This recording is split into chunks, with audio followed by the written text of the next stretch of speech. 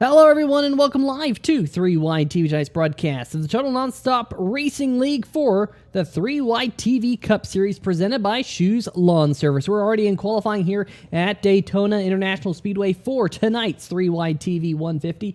I'm Peter Shorten, and alongside me will be Bob Giaquinto all season long. And Bob, we're in qualifying right now. 10 more seconds left, but Mike Floppy Tellier, the Canadian, coming down to the beach, fastest of all. Looks like he will be starting on the pole here very shortly.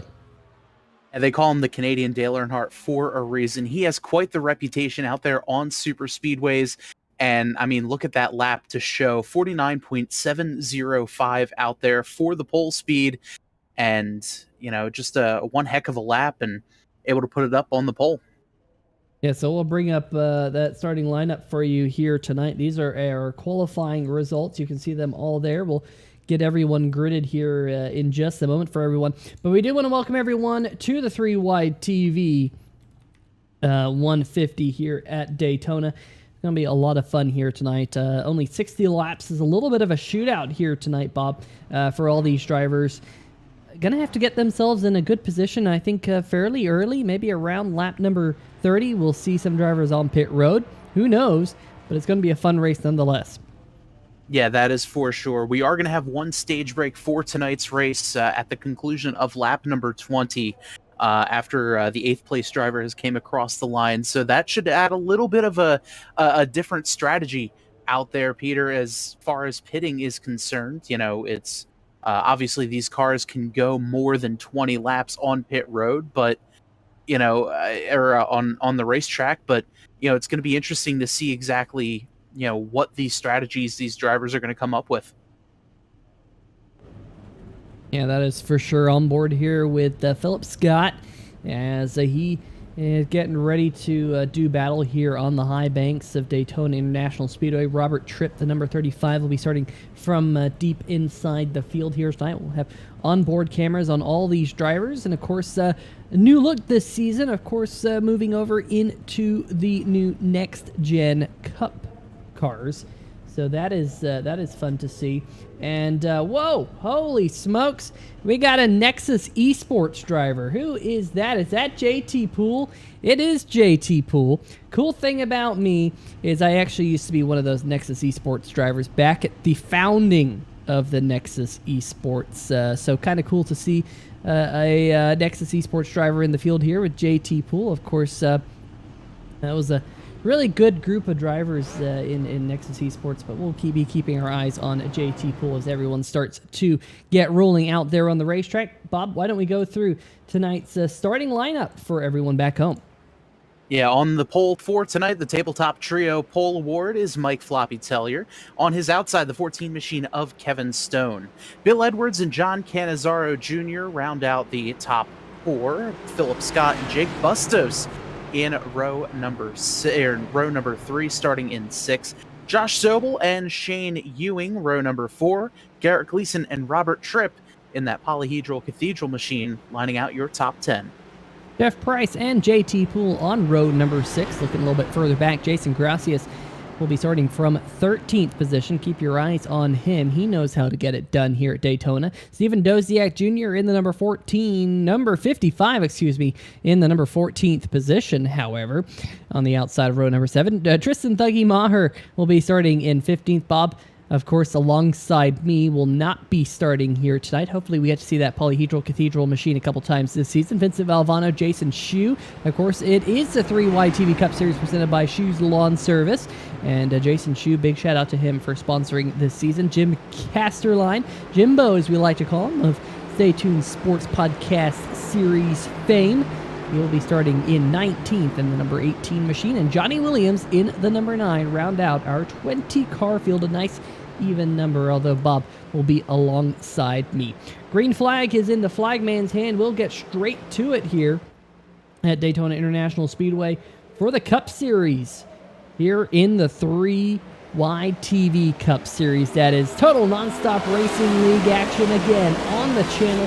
I think this is our third or fourth season in a row we've been able to broadcast, if not the fifth season in a row that we've broadcasted the TNR boys out here out on the racetrack. And it is Mike Floppy Tellier, the Canadian, who leads us off towards turn number 1. We look at the number 14 on his outside. That's Kevin Stone with a little bit of push from the wild child himself, John Cannizzaro Jr.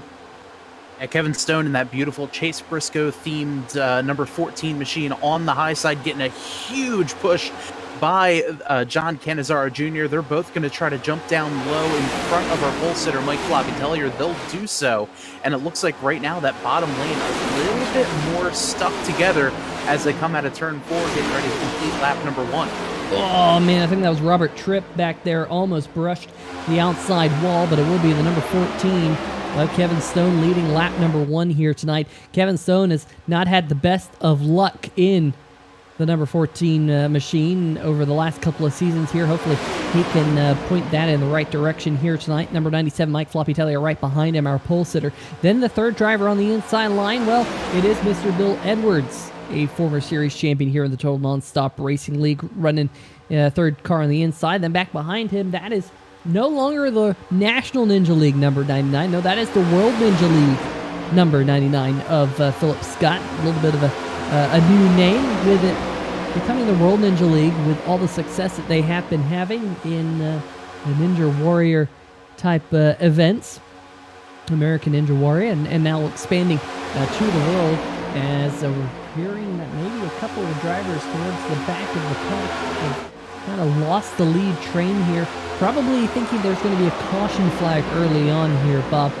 Currently this group is led, I think, by Tristan Thuggy Maher there in a really good-looking number 17 machine. But right behind him, Jason Gracias, we said he knows how to get the job done. Oh, Philip Scott sliding in through the infield grass. What's happened to the number 99? He's needing some of those ninja skills there, Bob. That's for sure. It looks like he just kind of took a bit of a bad push, sent him down towards the inside of the racetrack.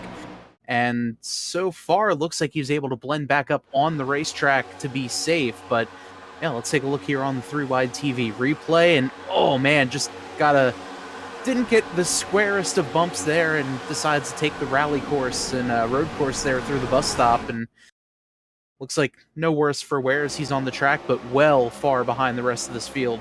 Oh, there was a big stack up there. I think Edwards got a big shot from the number 14. The 99 got into the back of them, and then the number 75 who was there, I think that was Sobel, got into the back of the number 99. But hopefully the 99 of Philip Scott, hopefully he won't be too upset, and hopefully he can work his way back up, maybe with a caution flag. Shane Ewing, though, back to the Total Nonstop Racing League. The Rayovac Toyota right now up at the front of the field. Behind him is Jake Bustos in that 74, although Shane Ewing drops back down to the inside right in front of the Canadian Mike Floppy Tellier. A couple of Toyotas leading that inside train right now as we work lap number 5 of 60 here tonight. They click off in a hurry here at Daytona International Speedway. Yeah, they really do. And normally if I'm in that position that Shane Ewing was, I like to try to stay with the guy who helped me get up to the front. But as soon as that inside line shows a little bit more push and more speed and just overall power, that's when I like to jump down in front like Ewing did. And you can see right here, I mean, there's way more cars down on the bottom lane. You're going to get a little bit of a better push down low. So we'll see if this lane can keep the momentum or if the outside lane will get a little bit stronger as this race goes on. Riding on board with Kevin Stone right now. Third driver on the inside line. You see just how boxed in he feels right now. He's got a driver to his outside. You cannot quite see it, but you see that inside line now starting to check up and just jostle and check up just a little bit. Kevin Stone has to kind of reel in the accordion effect there, and it has to manage that as a driver. You want to say pedal to the metal as much as you can until you absolutely can't, and you want to try and modulate that distance to the driver in front. He's doing that right now in the number 14 machine. Third driver on the inside line, drivers to the high side. And it gives you just a good look at what these drivers are seeing out the front of their cars at this stage of the race as we come across to complete the 10% race distance, already 6 laps down here. For all you people at home wondering about Philip Scott, well, he's dropped back. There he is, about 3.6 seconds behind Johnny Williams, who's also lost the pack. But if you're wondering about lap time, right now Philip Scott is running a 49.9 second lap. He is 2 seconds faster right now than Johnny Williams, but he's about 2 seconds slower than the rest of the field. So I think the good news is that Philip Scott, I think he will stay on the lead lap. If he does fall a lap down before our stage caution, Bob, you would think that he will be the only driver eligible for the Lucky Dog Award here once we finally do get that stage caution at the end of lap number 20, as Shane Ewing continues to power ahead in the number 32 Rayovac machine, kind of just like a battery, just keeps going and going and going. Yeah, definitely. And, I've been watching this front group, and they've been able to stay tight like this, but there's a lot of jostling and weaving back and forth, especially coming out of the corners. And, I have to wonder if that's going to cause more issues as this race goes on. We see the 14 of Kevin Stone. He's going to jump up to the top line, try to get a good push there from Mike Tellier. Not able to get as big of a push as he thought he could, but it looks like the 14 of Kevin Stone now side by side for the lead. Yeah, side by side for the race lead, coming to the line. The number 14 will indeed lead the lap. Got those drivers a little bit further back in the pack. Here we go, on board with the wild child, John Cannizzaro Jr., who may be graduating the 3rd grade this year. We're not exactly sure, but Cannizzaro right now on board.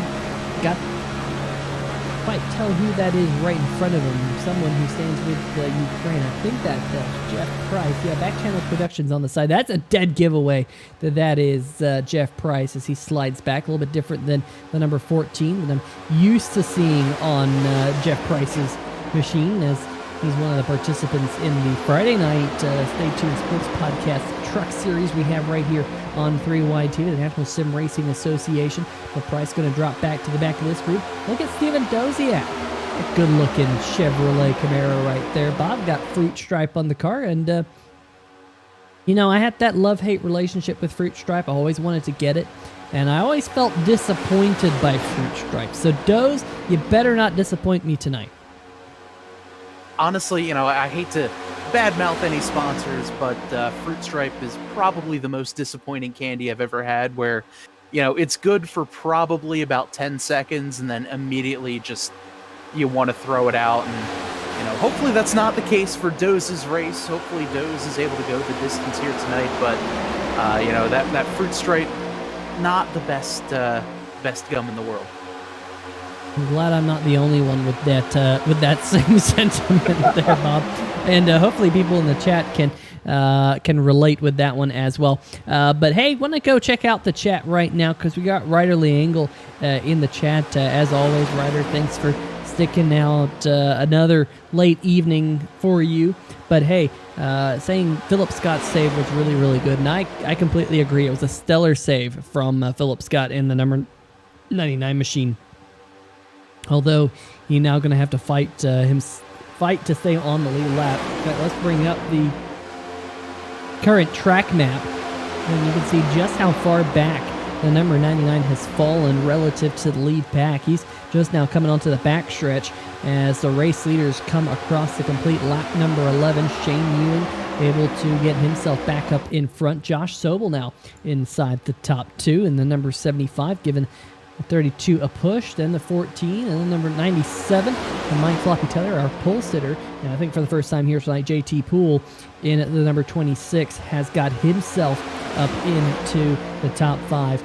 But yeah, he's got that Nexus Esports on the back of that thing, and I used to run for them. Zach Hudson was the team manager back then. I believe Zach might still be the team manager of Nexus Esports, but Zach Hudson was the founding father, if you will, of the Nexus Esports, and had some really cool drivers in there, some people that I've known for quite some time. It's been around probably for near on 10 years since Nexus Esports. That just tells you how some of these iRacing teams just do not fade away.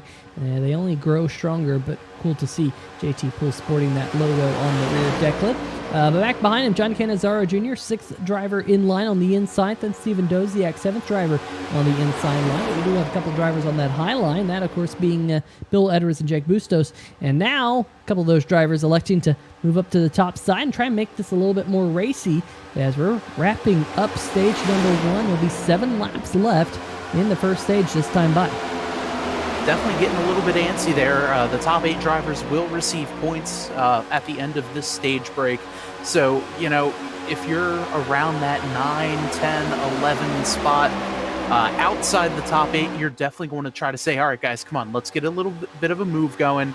Let's move up to the top side, try to get a little more momentum on our side, and just try to get more points. And that's what looks like that 26 of JT Poole is trying to do with the rest of the guys behind him.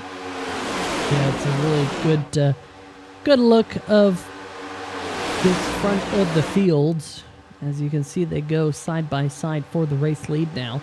Like you said, Poole getting that big push from Cannizzaro Jr. Now look how Bill Edwards and Bustos were able to all of a sudden form up and Poole level with the front 4. They were kind of languishing back around the 7th car in line on the high line.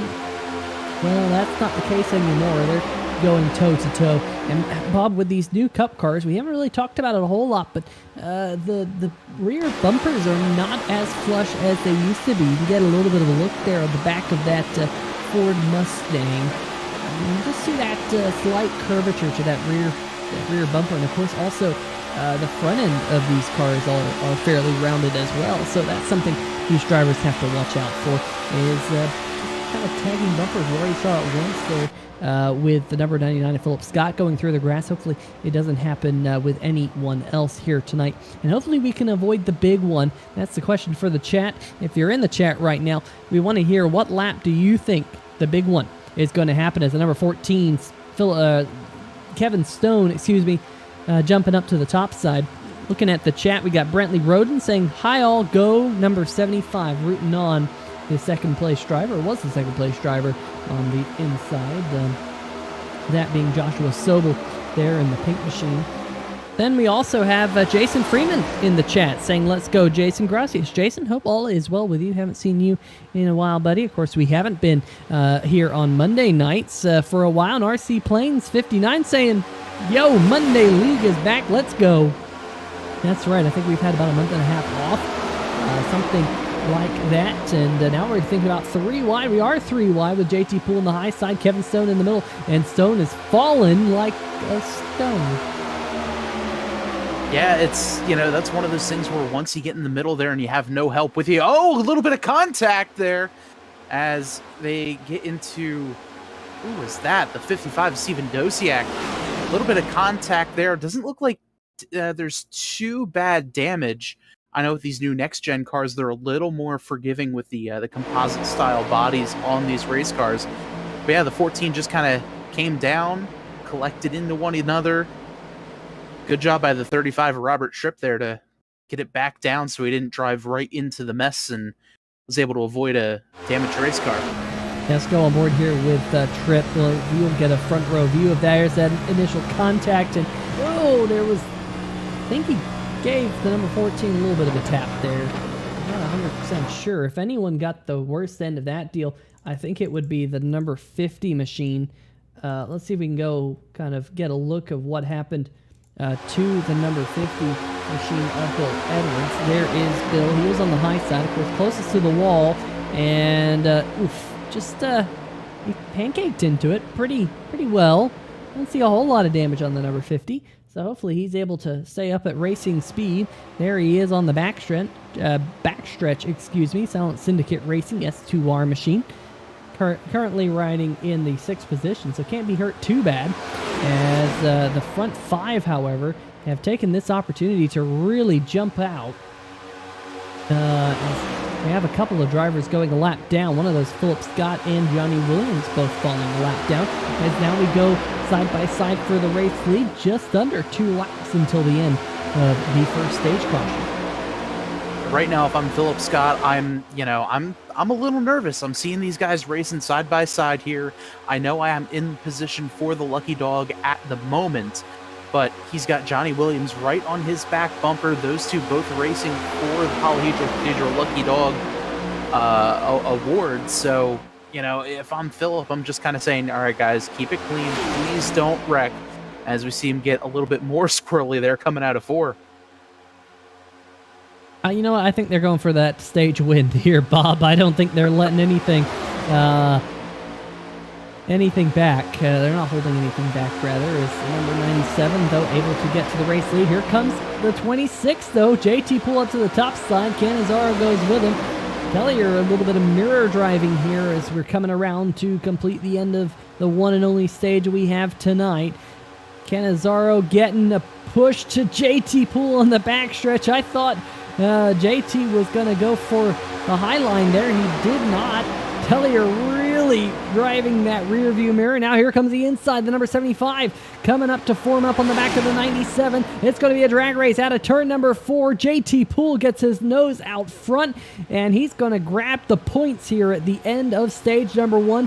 Poole, Tellier, Cannizzaro, Sobel, your top 4. Then Shane Ewing will come to finish 5th in the end of stage number 1. Then Bill Edwards in 6th. Kevin Stone and Jake Bustos, our top 8, were all receiving points here. So a fantastic job, a fantastic sprint there right at the end of the race. Bob, I gotta say, JT timed that one absolutely perfectly. Absolutely, and you know, if I'm Poole, I'm saying, all right, let's put that in the memory banks and hold on to it. If I'm in there at the end of the race, I think this move will definitely work. And you know, that was just such a smart move to wait until he got into turn number 3. He had drafting help from Cannizzaro and able to get him around the 97. But a good job there by Tellier, able to get the draft from Josh Sobel to keep him there in second place. Is right now the field waiting for the iRacing pace car to get around him. Yeah, I actually had to look over and make sure I didn't accidentally activate the 3WideTV slow-mo cam. But there goes the iRacing pace car, and the field will form up. So I've been looking here, Bob, about fruit stripe gum. Very interesting that I did not realize this. Maybe I did as a kid, but who knows. You can actually eat the wrapper of fruit stripe gum. The wrapper is edible. Maybe that's the best part. Maybe I'm missing out on the best part, which is eating the wrapper, which sounds like, you know, eating Elmer's glue. In terms of what you can and can't do is, oh, JT Poole missed his pit stall, has to back up. But I've never done it. At least I don't think I've done it. Maybe that's what I'm missing out on. Yeah, I can't. I feel like that was always one of those, like, those playground rumors that you always heard as a kid growing up. Like, oh, did you know you can eat the wrapper? Like, and just because they're trying to get some gullible kid to sit there and eat the wrapper. But I mean, I feel like if we're hearing about it now, it's got to be true, right? If it's on the internet, it's true. That's Definitely. That's what I've heard. I learned that one on the internet. Yes, I learned that one on the internet as well. As here we are on the internet, and everyone at home is listening to all these people talk on 3WideTV, and now they're all going to go try to eat fruit stripe wrappers, and they're all going to get onto us, Bob, and say we're absolutely stupid. I wouldn't be surprised, you know. What comes out my mouth, I wouldn't say it's necessarily true. I mean, I try to be as accurate as I can, and I will say, from an accuracy standpoint, that Jason Gracias has the race lead. Interestingly, Bob, he pitted 2 laps before the stage caution. He pitted on lap number 19, came down pit road. Believe he took only fuel on the number 1 machine, and he's inherited the race lead because of that maneuver. So pretty interesting call there. We also can confirm that Philip Scott, there he goes, was able to get that lucky dog award. Oh no! Philip, what happened? Problems with the number 99 machine. Just got himself back on the lead lap, and now he's going to have to take a long tow back to pit lane. Not sure what happened there, but something's wrong with the number 99 machine. Looks like it's going to kind of go belly up here for him. And what a tough break there for Philip. I'm really interested to know what exactly happened there. It looked like everything was, you know, was all normal, and then wound up just pulling over and taking a pause. I don't know if it was just a lack of focus or what had happened there, but I'm definitely interested to see what had happened with Philip and why he took the tow like that.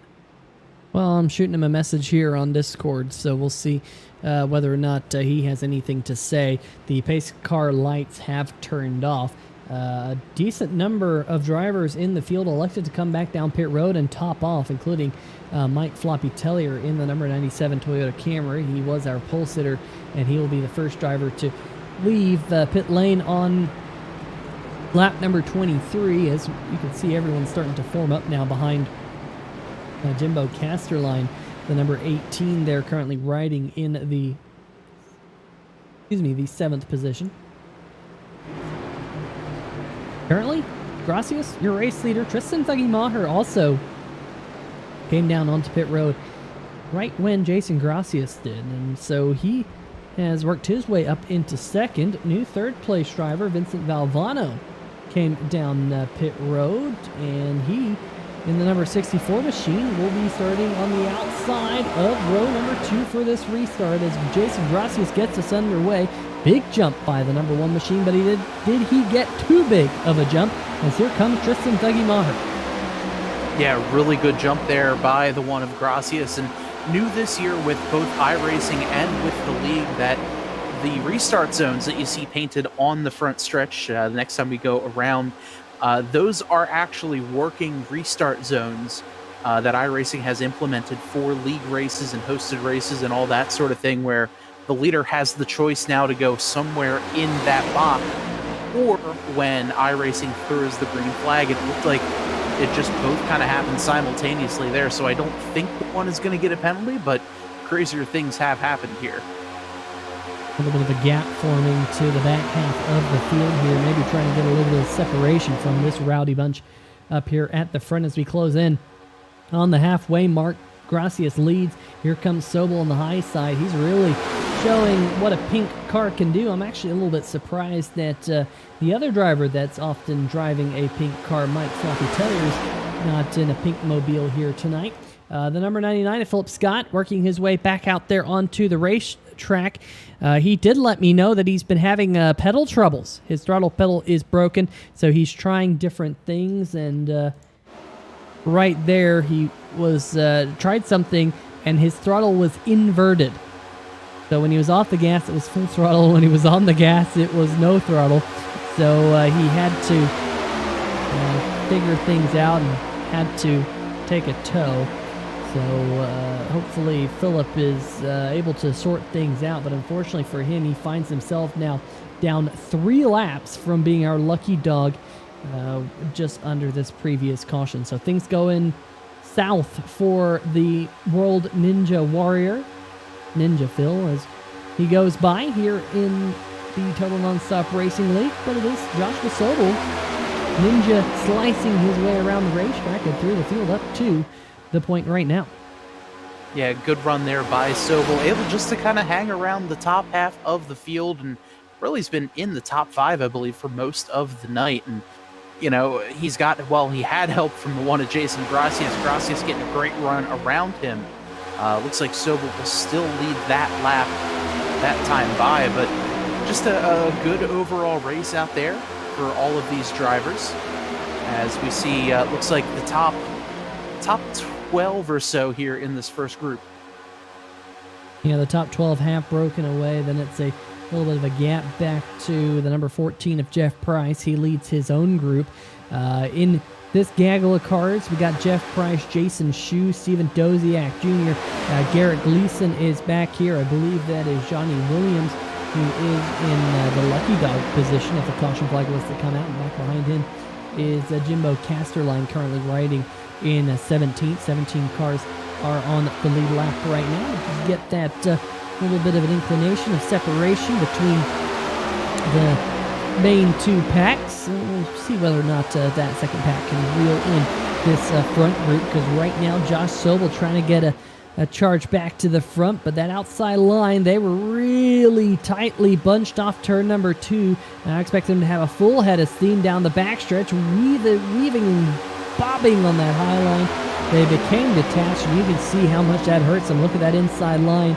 A lot more consistent down there, Bob. They weren't kind of going back and forth and yo-yoing, and now all of a sudden Shane Ewing wants to try the top side as they all try and dethrone that number 75 from the front.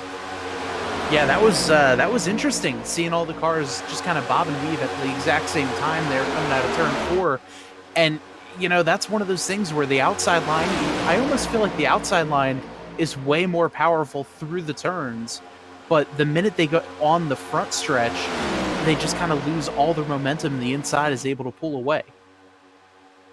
Yeah, I mean, I would tend to agree, although Shane Ewing trying to prove you're wrong that the outside line is strong on the backstretch as he powered to the front. Now he's going to drop back down to the low side in front of the number 75. Move Sobel back to the second car on the inside line as the continuous conveyor belt that is the Daytona International Speedway continues here live on 3WideTV. We'll get the cross flags next time by. I'll be 30 laps down, 30 laps to go here. Kind of a short race, only 150 miles here around Daytona International Speedway. We expect that race, if it goes green, to take less than an hour in total length, which is, compared to some of these iRacing races, rather short, Bob. I know I've done a 100 or 300 miler here at Daytona. We've even done a full 500 miler here on 3WideTV at Daytona International Speedway for the Sim Possible 500 for what was once upon a time the Sim Possible Racing League. But, you know, 150 miles looks by pretty darn quickly, and we're seeing that here tonight as the cross flags come out with the flagman showing him to the race leader, Shane Ewing. Like Vincent Valvano had a peek to the high side. Haven't talked a whole lot about Vinny here tonight. There he is in the Bagcraft number 64, sporting new look this season with the blue and orange. Gonna let Jason Gracias get to his inside as he now gonna fall back through the field. The last car in the lead pack, maybe just trying to figure out what he can do. He's been very defensive so far here tonight. Bob been laying back, been watching to see if the big accident occurs and when it will happen. I think Bob's going to be in a pretty good position to get on the brakes, slow up a little bit, all kind of play out in front of him. Except when the lap count winds down, I think he knows what his stuff's capable of now. Yeah, exactly. And I kind of like to use this this section of the race as almost a bit of a testing session by saying, okay, I'm this far away. Can I catch back up? If so, how fast do I do it? You know, where do I have to go? How can I get a run? Can I do it by myself? Do I need someone? You know, there's so many different questions that you can ask yourself while you're in this position. But right here where Vinny is, I would be a little nervous that he's a little bit too far behind the field just to lose that draft. But at the same time, I think he's in the perfect position. He sees how racy this front pack is. It'll give him a quick out to dodge any wreck that may happen. So I think Vinny's in a really great position right now at this point in the race. And as the lap count winds down, you know, they're just going to get more and more antsy as JT Poole slides to the inside with a darting move to the yellow line. Now he's going to jump back up to the high line, just slicing his way through the field. Looks like the 64 back there, Vincent Valvano, been able to form back up to the back of Robert Tripp's polyhedral cathedral machine. We got Nick Monticelli in the chat here tonight. Nick, how's it going? Joey Ramirez as well, rooting for Josh Sobel. Nick, you know, I think you should probably root for the commentators, honestly. We're the real stars of the show. Let's be honest. But anyway, the number 32, Shane Ewing on the high line. I might be biased there, Nick.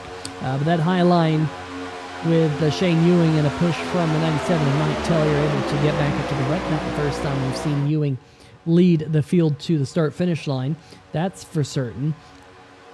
As, you know, I'm a bit surprised, Bob. One driver that we haven't seen lead here tonight is that driver right in the middle of your screen right now. That is the number 82 of John Cannizzaro Jr. He started in fourth, running currently in the fourth position. When do you think Cannizzaro is going to have his crack at the front? You know, I'm actually a little bit surprised as well that he hasn't been up to the front. You know, he's got the Wild Child moniker for a good reason. And oh, getting a little wild there. Big slide up in front of the field. Everyone's able to save it. Wow, what a save there by Cannizzaro. Looks like he just got off the bumper of the 97 of Mike Tellier. Shane Ewing had to slow up as well, but wow, how do they keep that one going in the right direction? Well, I was just saying, when are we going to see John Canizaro up at the front of the field? Well, he just decided to show off there. Let's see what happens right here. A bad bump by the number 97 right there. They became detached. And Canizaro with that crazy slide. We're going to have to get that one from an onboard camera because I'm sure there's going to be a little bit of wheel movement here. Oh, well, we didn't quite go far enough. Let's go a little bit further back so we can catch that on entry into the corner. There we go. Well, you just make out the hands there on the left-hand side of the screen. Doesn't have a great view of the hands, does this camera. Now, Shane Ewing might have been the biggest loser in all of that madness. Let's see if we can see what happened to the Rayovac number 32 machine, because he was up there inside the top 6. He gets on the brakes, keeps thinking they're going to wreck, and then right there at the end, there's contact with the number 14 machine of Kevin Stone. Ewing able to finally keep it back going straight, but he's dropped now down to 12th as we have 25 laps to go, and that has really broken up the field here in a hurry. Look at the top 5 right now, led by Josh Sobel, Tristan Thugimacher, JT Poole, Bill Edwards, and Robert Tripp in the number 35 up in the top 5 for what I think might be the first time here tonight in the Polyhedral Cathedral Chevy Camaro right there. So, Bob, with all that, we now have the field kind of broken into these smaller groups. This is a group of 6, and then, of course, we had that group a little bit further back that we had highlighted a couple times that they had been laying back. Here we go. Shane Ewing going to become part of this group as Stephen Doziak Jr. jumps to the high line. Now, if I was Doze, I'd jump back down to the low line as quick as possible. You don't want to leave Shane Ewing behind. You want numbers here. You want to integrate him into this pack, and it looks like that's what they're going to do here. Try and give him as much as they can get. Jason Schue might have had a little bit of contact with the outside wall there on the Daytona Super Stretch as they head off towards turn number 3 here. Great heads-up play there by Doze, as well as the 7 of Garrett Gleason, and really the rest of that field to integrate Shane Ewing. We saw Ewing, he's one heck of a plate racer, and we saw him make some great moves up at the front of the pack. Now, I mean, the leaders are just exiting turn 2, and that last pack, they're entering turn 1 around now. So, that just kind of goes to show how big of a gap there is now that separates the leaders and this back pack. And I feel like at this point, if I'm in that backpack, I desperately need a caution. There may be some green flag pit stops coming up within about 5 to 10 laps, give or take, but I really don't think even green flag pit stops will be enough to catch that back that very last of the pack back up with the leaders. And so I'm just monitoring this gap here between Josh Sobel, who is leading the race, and Kevin Stone, who leads the second pack in the number 14 machine. You can see the graphic there, bottom right-hand corner of your screen, just how far the front pack is ahead of the second pack, with the number 14 icon leading that group. And last time by 5 thousandths of a second faster was Kevin Stone and Josh Sobel. And that's not a whole lot. We'll see what it's like this time by, but with 22 laps to go, if we don't see a caution flag, which would be, to be honest, very surprising, but if we don't see a caution flag, Bob, we could be looking at the top 5 that end up battling for the race win. Let's see if Kevin Stone's able to close in any more this lap. No, he loses about 3/10. So this front pack, look at them. They're all staying in line, Bob. That is good news. Meanwhile, this group back here, which is now led by Jason Gracias, has broken up some, and because they've broken up some, they're starting to lose some ground to the front pack.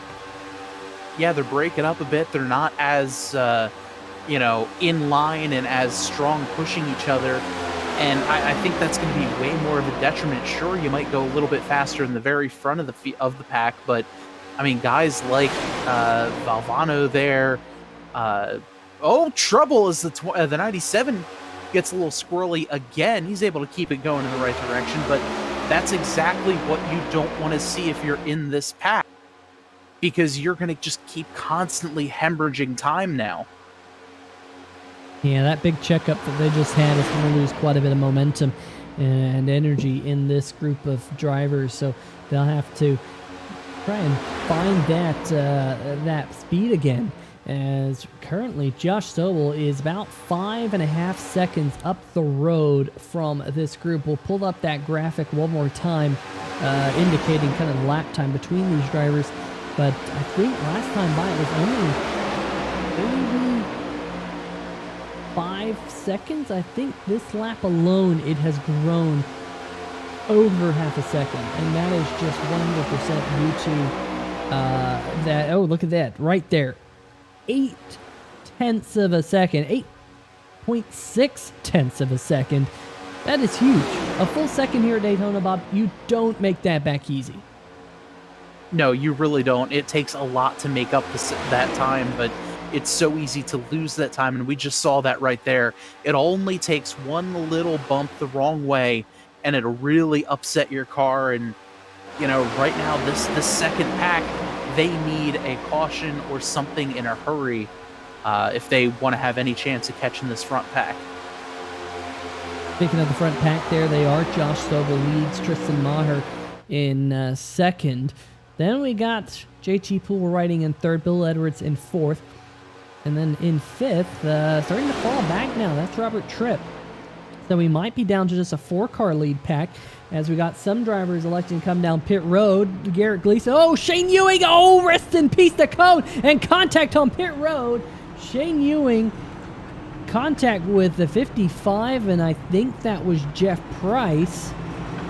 Let's go see if we can get that one on the replay, but that was some pretty hefty contact. Let's go see what happened here. Shane Ewing coming onto pit road, side by side with Jeff Price, gets on the brakes, not enough on the brakes, goes into the grass, locks him up, and there's contact with Jeff Price. Steven Doziak on pit lane as well.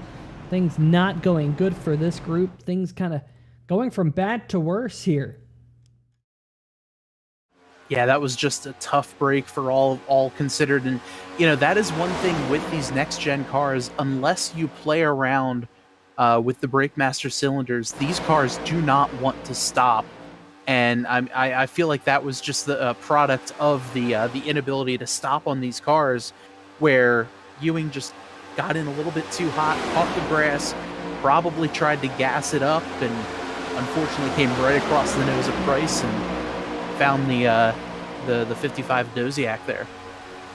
Hearing that more problems for Jeff Price. This was the number 14, number 39, excuse me, just a moment ago. Got loose. It went up onto the banking. That is going to be a penalty for the number 30. Oh, right in front of the nose. Right across the nose of Johnny Williams, number 9 machine. And he went into the grass there, having some connection issues as well. That is going to be a penalty for the number 39 machine. Excuse me. I don't remember. Why can I not figure out his number? Yes, number 39 machine. That was right. I was like, number 39, number 89? I don't know. He's not the number 14. I know that much. I can't keep saying that. But meanwhile, up at the front of the field, Josh Sobel, Tristan Dougie Maher, JT Poole, and Bill Edwards continuing to click off the laps here as the second group of drivers coming down onto pit road here. Oh, that's hot there, Jason. That seems suspect to whether Gracia is going to get a penalty. We'll find out here whether or not he's held in his pit stop. Yeah, that is going to be really interesting to see what had happened there, because he got in there really, really hot, and it looked like he had about at least like 5-10 miles an hour faster than the rest, but looks like he's getting away with speeding there, maybe.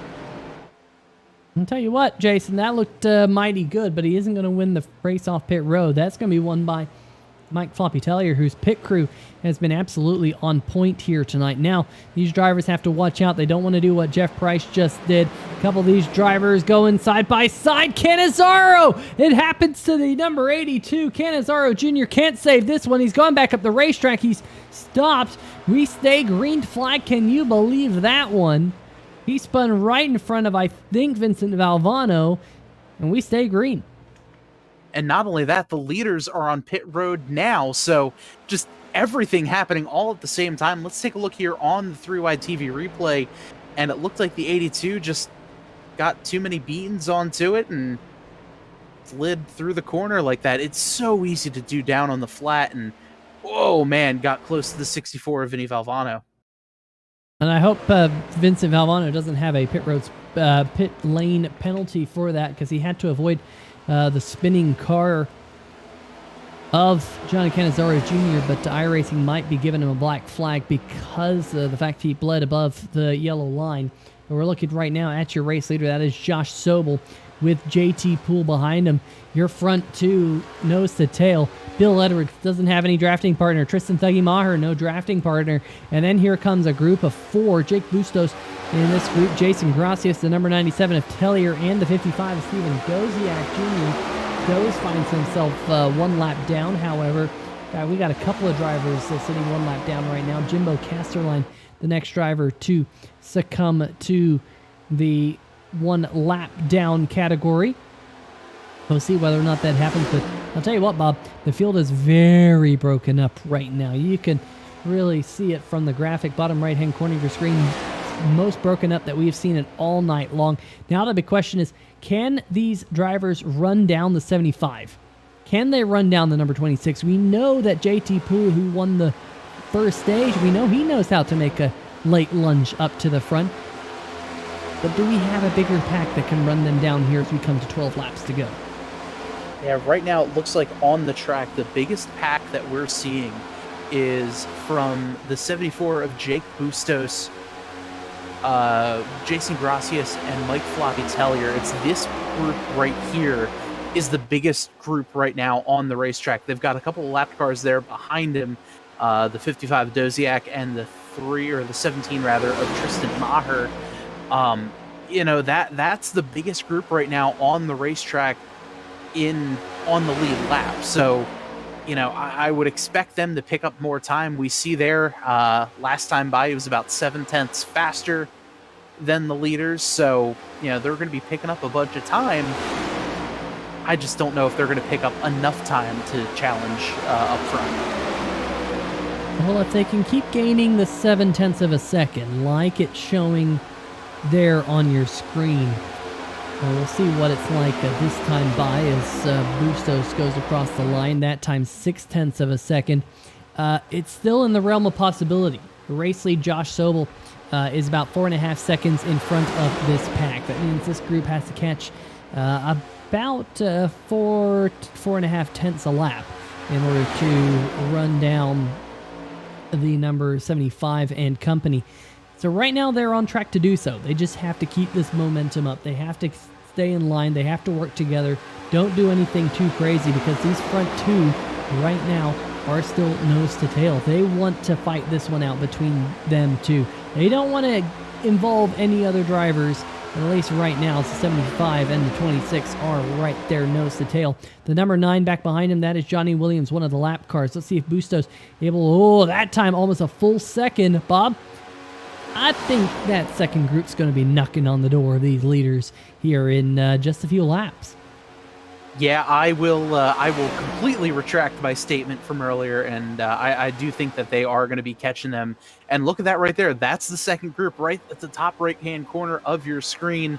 This is the gap between the leaders and that second pack of cars right there. So they're coming in a hurry, and they have the numbers, and you know, I'm interested to see if this pack is just going to blow right past the leaders and, you know, leave them in the dust.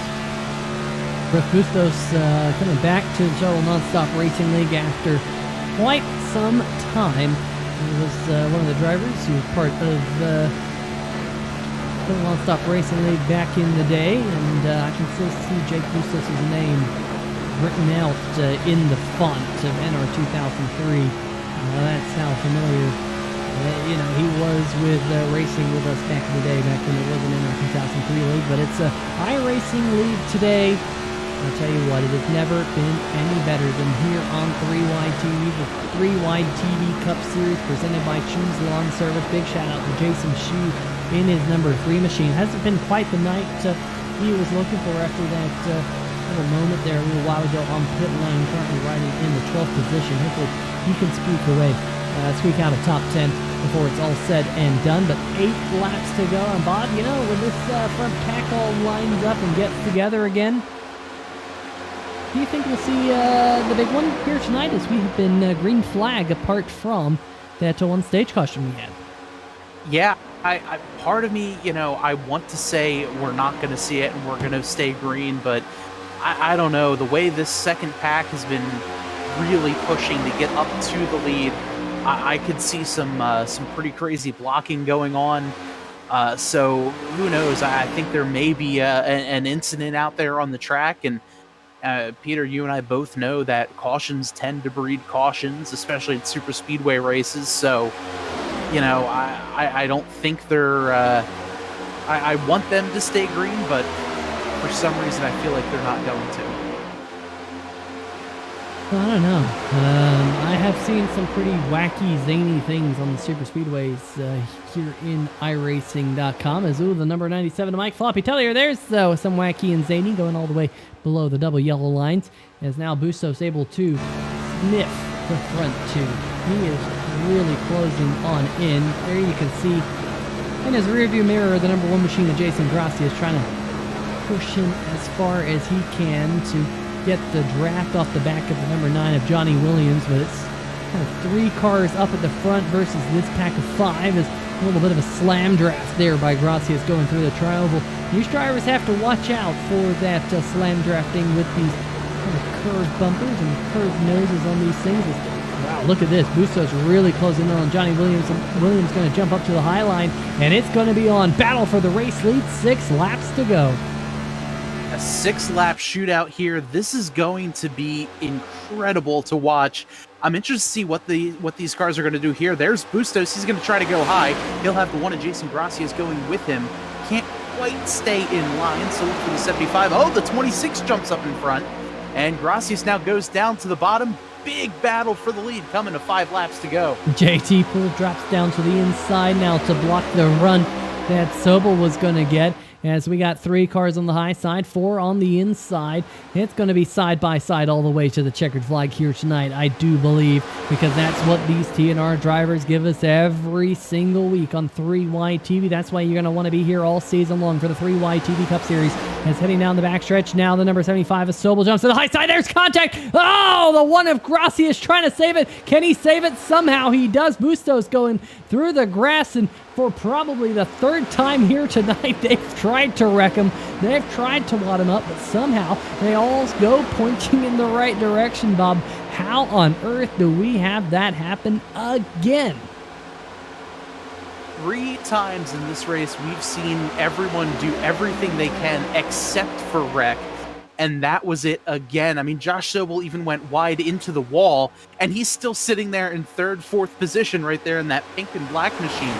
I cannot believe they did not wreck there, and they're still driving in the right direction.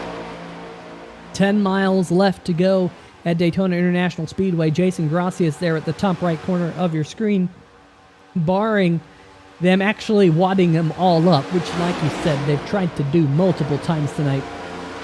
They've all but caused a caution. Without a big accident, Jason Gracias is out of the picture here. JT Poole is your race leader. He won the stage, the first and only stage here tonight at the end of lap number 20. He wants to lead lap number 60, though, as 3 more laps around the racetrack, 7.5 miles. Here comes Josh Sobel, the number 75. What can he do? He has Bill Edwards on his rear bumper. I'm just waiting to see when Tristan Maher wants to make a charge to the front. Can Mike Floppy Tellier go with Bustos? We know that those two go way back as well from the NASCAR Racing 2003 season days here in TNR. Maher had a little bit of a look. He thought about it, but just trying to judge what the number 75 of Sobel is going to do behind him. That's going to be important. If you're Tristan Thuggy Maher, you better feel confident that the driver behind is going to go with you. Again, he leans high, but it looks like Sobel wants to go with Maher. Every time Maher kind of goes up, Sobel kind of goes up with him. But is he just kind of playing kind of a false decoy as we have 2 laps to go, and now the blocking is starting here at Daytona? Yeah, right here. This is going to be the pivotal point if I'm the 17 of Tristan Maher, where, I kind of have to say, all right, if I'm going to go, I need to commit to this, and I can't try to fake him out. Look at this. There he goes. He's going to go up to the high side. 26 tries to throw a block. He can't quite do it there, and the 17 of Maher is going to get around, but now he's going to have to contend with the 75 of, excuse me, of Josh Sobel as they head through the turns 3 and 4 with lap car Jason Schue just in front of them. Yeah, Jason Schue trying to stay out of the way for the race leaders. White flag is in the air. JT Poole has dropped back to the 6th car in line. He's going to try and make a run to the high side by himself. He knows that the high line is going to make a move. Just when is that high line going to jump up? The number 75 of Josh Sobel.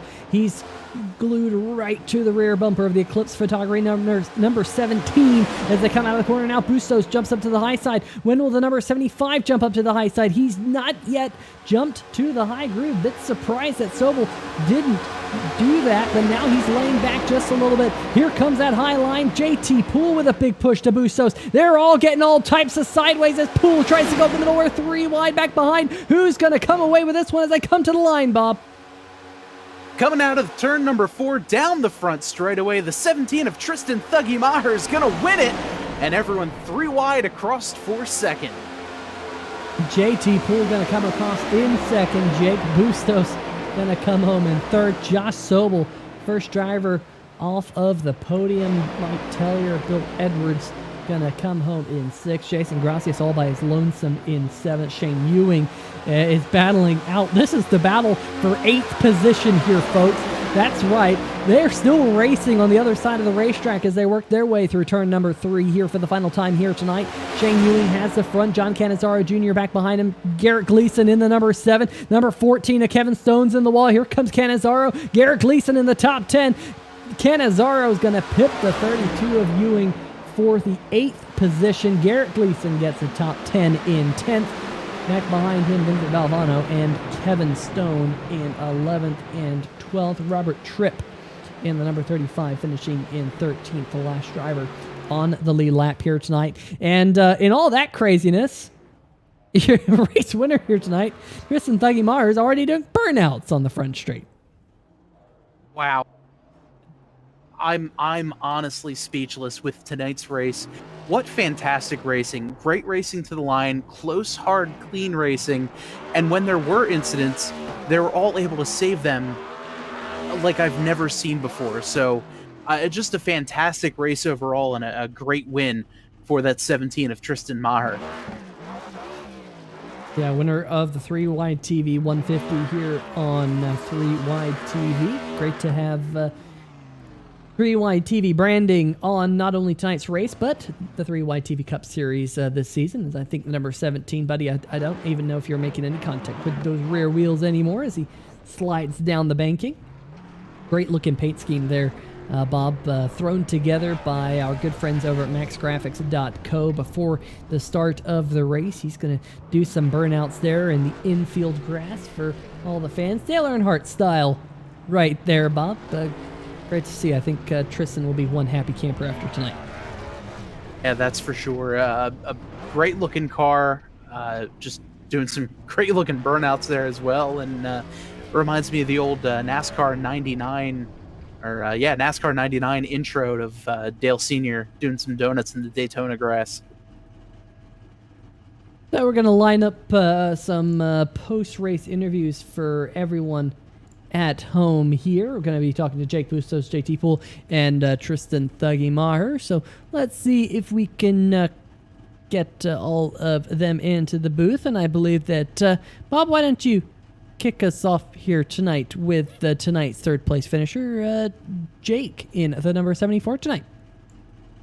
I'm down here with our third place finisher for tonight's race, the 74 machine of Jake Bustos. And Jake, first of all, congratulations on the third place finish. Welcome back to TNR. Talk us through your night. Hey man, thanks. It was fun. It's nice to be back with these guys. I mean, it was fun. I mean, it was dicey. There was some good racing. Got a little hectic in a little bit of the first stint, and then just kind of, fell back, just stay with the pack. And then after green flag, pit stops, they had the 2-car breakaway, and then me and Jason and Floppy, and I think there was one other guy with us, we were able to get nose and tail and make up a ton of time to bring those guys back in. Yeah, tell me a little bit about that, about you guys chasing down the leaders. Just talk about the help that Jason had given you and, got you guys to catch up with the lead. I tell you, Jason pushed every single inch of that bumper, and it was fantastic. Everyone, no words were spoken. It was just a common goal of running these guys down. And Jason and Floppy, I used to race those guys on NASCAR '03, so I think it was just already comfortable with each other. And I mean, we were picking up like a second a lap on them. Yeah, and obviously last season, and you weren't a part of TNR this past season, but with the Xfinity car versus the next gen car, are you able to kind of talk about the difference or any difference at all that you might have felt between the Xfinity car and the current next gen car? I think the next gen car is a whole lot more racier. I think you can, once you push through that little bubble that forms on the cars, you can get a real good push. And I personally feel like the Highline rolls a whole lot better than the bottom, with just that little bit of momentum, and it's not as tight up there. You kind of get a good rotation off the corner. Awesome. Well, Jake, before we let you go, next week the league's racing at Chicagoland. What are your thoughts about taking this next gen car there? I think it's going to be a good time. That's my home track. I grew up about 25 minutes from the track, so should be good racing. Maybe a little tire management, possibly, but looking forward to seeing what these guys got. And then, Jake, before we let you go, do you have any shout outs for us? Yeah, I got to thank Garrett and Floppy for reaching out and bringing me back in over here. It's a great show over here. I love 3Wide broadcasts. Love watching you guys, and I got to thank DJ Weeks. He was up in the spotter stand with me, kind of coaching me through some stuff and just let me know where people were. And yeah, just fun. Awesome. Well, Jake, congratulations on the third place finish, and we're looking forward to seeing you out there next week at Chicagoland. Appreciate it, guys. Take care. All right. Well, that's Jake Bustos, our third place finisher for tonight's race. And Peter, I believe you've caught up with our second place finisher, JT Poole. Yeah, I'm down here on pit lane with tonight's runner-up. It was a valiant effort, JT. Won, of course, the one stage there, but came up just one position short when it really mattered there across the line on lap number 60. But a great race here tonight. A lot of beating and banging there at the end. What was going through your mind as the lap count wound down? Yeah, me and Soba had too good of a pit stop, so we got separated from everyone. We had to work together, but I never really had any help behind, so I could never get to his bumper. But when the pack caught, he started dragging his brakes, and we were going pretty fast. So when the pack caught us, we were able to stay attached to him and hold our ground. And I think they actually held the lead. I don't think the pack ever passed us. So we were up front the whole day, pretty much. Won the stage, like he said, but that end, little heartbreaking. They had a big run coming. I knew they were going to go high. I just didn't want to block it and wreck myself. And nobody wanted to go on the last lap until the backstretch. So, I mean, I was showing it in the trial. We'll see if Floppy wanted to go, but nobody went. So I just had to make moves by myself until the 74 jumped up on the last lap, and I pushed him as much as I could until I had to make a move. We had a big run coming middle, but I had no help. So everyone right there in the 3-wide just kind of stalled out and just kind of gifted Dougie the win. Well, I'll tell you what, JT, it was a great run there to the checkered flag, and as you were kind of jostling 3-wide for position there coming across the line, I thought maybe, just maybe, you had a shot at getting across the line first. But nonetheless, a really good run. Got Nexus Esports on the back. I think that's really cool. I used to race for Nexus back probably about 10 years ago. One of my first iRacing teams when I was able to do it more than I do now, but really cool to see you out there here. What do you think of these next-gen cars? They're a little bit different. Do you think that played into why we didn't see any cautions tonight? Yeah, they're fun. If you don't have anybody behind you, it's hard to get attached to the car in front. We had a lot of moments today, though. There was a lot of opportunities they had it to bring out a yellow, but these cars are different. They're very fun, but yeah, it's just you get so separated in these so quickly that it's kind of hard to wreck sometimes, but they're still very fun. I think they might be the best car on the service right now for plate racing other than the 87s. So yeah, just pretty fun and a lot different than what we're used to. Well, definitely going to be fun to see what they can do on the mile and a half next week at Chicagoland. What are your thoughts about there? Well, I can't make like most season, so that's why I try to win tonight just to go off with a bang. But maybe if I'm free Monday, free on Mondays, I'll come out and race. But it looks like I won't be racing this series. So but yeah, these next gens are very fun on the intermediates, especially if you got a loose setup. You can really lean on each other now. Contact's a little bit more forgiving, so we'll see if that comes into play next week. Absolutely. Well, JT, congratulations on finishing in second here tonight. Anyone you want to give a shout out to? Yeah, Summit Financial, One Coast, Nexus G Sports, John and Jeff helped me today. We were working together. Shout out Thuggy for winning. I know he really wanted that win. Shout out you guys for broadcasting, 3WideTV, all the admins, everyone supporting this series. That's it. All right. Well, JT, I'll let you go. Hopefully, we'll get to see you out there on the racetrack on some Mondays this season. I know the door will be open for you in the number 26 machine, but nonetheless, congratulations on second here tonight, and we'll talk to you again soon. So thank you. All right, folks, that's going to do it for our second place finisher here tonight. Let's see if we can go down to Victory Lane, where Mr. Giaquinto has caught up with none other than Tristan Thuggy Maher. Thanks, Peter. I'm down here in Victory Lane with tonight's winner of the 3WideTV 150, Tristan Thuggy Maher. And Tristan, first of all, congratulations. And, walk me through your race with about 10 laps to go. You were running in, 5th, 6th, 7th, something like that. You and that second pack were able to catch the leaders, and eventually you're able to drive away with the win. Yeah, Bob, I got real lucky. One of the incidents happened with Jason Gracias and JT Poole. Kind of after that scenario, I got all mixed up. Me and Jason were running the same strategy. We pit at the same time right before the stage break, just to get track position up there, and it ended up working out for us. We were up front. We didn't have to pass all the cars. We passed them all when they were on pit road.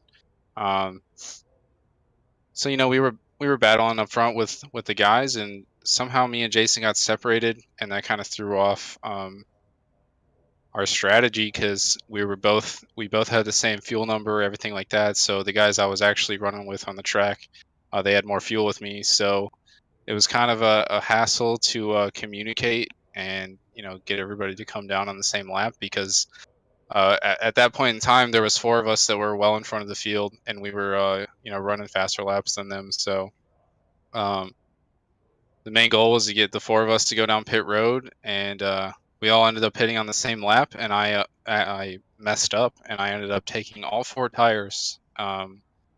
So those 3 guys left me in the dust because they did not take tires. But luckily, we were far enough in front of the pack that when I came out of pit road, I got to link up with them. And once I got in that pack, we just pushed as hard as we could to catch those guys up front, and it all ended up working out. Had to throw a late race block, and went from there. And, talking about just how this car drives, obviously last season the league was racing in the Xfinity Series cars. Now they're in the next gen cars. What are your thoughts after one race? Well, Bob, I'm still kind of iffy about this next gen car. It definitely drives a lot different than the Xfinity car. Definitely feels more planted, and it feels more feels tight around every single track. I think that's due to iRacing setups, but that's how the car feels. There's new adjustments and stuff that you can make with this car, the size of the master cylinders and stuff. So a lot of stuff to learn about this car throughout this season. That's for sure. And next week, the league makes its run over to Chicagoland. What are your thoughts about racing there? First intermediate track on the schedule for these cars. What are you looking forward to? Chicagoland, I love the track. Super fun in the Xfinity cars, and I'm sure it'll be fun in these cars. Just going to be a huge learning curve trying to figure out how to get these things to turn. But yeah, it's going to be a fun race. Awesome. And Tristan, before we let you go, I'm sure you have shout outs for us, so let's hear them. Yeah, first of all, TNR, fantastic league. If anybody watching this is interested, look us up on Facebook, join the Discord, and get involved in some of the racing.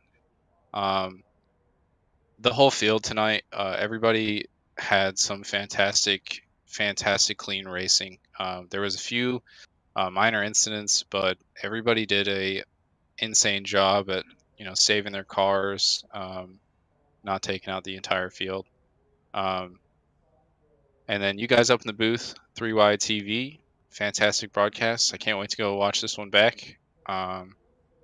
Obviously, we have Max Graphics and Christopher Darling painting this fantastic looking Ford Mustang. I love this car. It's probably my favorite paint scheme ever. And yeah, I think that's all I got. Awesome. Well, Tristan, congratulations again on the win, and we're looking forward to seeing you out there next week at Chicagoland. Thanks, Bob. All right. Well, that'll do it for our winning interview. And Peter, any final thoughts? Definitely a very, very good race here tonight. Able to keep it clean and green beyond the one stage caution. I'm absolutely shocked, but they put on a whale of a show all the way up to the end. I was a little bit concerned for a little bit that we might have an uneventful finish, but we got it right there with all the action heating up in the final 5 laps. Very, very impressive stuff. I'm looking forward to what we have next week. But hey, it is time for us to now go through tonight's final race results here for everyone at home. Taking the win, Tristan Thuggy Maher in the number 17 here in the 3WideTV 150. JT Poole finishing in second. Jake Bustos in his return to TNR finishing in third on the podium. How about that? Josh Sobel in the 75 finishing in fourth. Mike Floppy Tellier, our pole sitter here tonight, finishing fifth. Bill Edwards in sixth. Jason Gracias, after that late race contact, fell back to finish almost 10 seconds behind the front pack in seventh. And then you had to go a whopping 43, almost 44 seconds back to where you'll find John Cannizzaro Jr. finishing in eighth here tonight. Shane Ewing battling him for that final spot, just 300ths of a second behind in ninth. Garrett Gleason finishing inside the top 10 in 10th, Bob. And Vinny Valvano finishing in 11th. Kevin Stone, 12th. Robert Tripp, 13th. Jason Schue, 14th. Steven Dosiak Jr., 15th. Jim Casterline in 16th. Johnny Williams, 17th. Jeff Price in 18th. And rounding out the field is Philip Scott in 19th. So, folks, next week we go to the beautiful Chicagoland Speedway 1.5 mile race for the first time this season on a non-super speedway. Of course, it will be round 2. I think that's pretty easy to extrapolate from tonight that we haven't been to a speedway yet. So we'll go to that next week. First time, of course, in next-gen cars. I don't know if they're still next-gen cars. What do we call them? At what point do we call them current-gen cars? That I don't know. But anyway, we'll be with them at 1.5 miles, and I'm looking forward to what that brings. And we'll have a whole bunch of races this season. Very much looking forward to what we have in store. Twin Ring Motegi is going to be a lot of fun. Auto Club Speedway, Atlanta Motor Speedway, the old Atlanta, that is Pocono. A doubleheader at Bristol. Half of the night will be on concrete, and then half the night will be on dirt. Sonoma, Talladega, Iowa, Charlotte, Vegas, Darlington, Dover, Nashville, and Homestead, Miami to round out the season in November. It's going to be a lot of fun right here on 3WideTV. Big shout out to Jason Schue of Schue's Lawn Service, as well as our friends that have made TNR possible over the years, like Thornton Graphix, Dunn Raceway Park, and of course, Jimbo's wonderful Stay Tuned Sports podcast. If you have not listened to the Stay Tuned Sports podcast yet, make sure you check them out with their Podbean But folks, that's going to do it for us here tonight from Daytona Beach. I'm going to go find some cool water because it's been 100 degrees here where I am here today. Almost 100. I think we got up to 108 degrees where I am today, which is absolutely ludicrous. Tomorrow it's supposed to be 110. Oh boy. Anyway, stay safe and all that good stuff. And we shall see ya!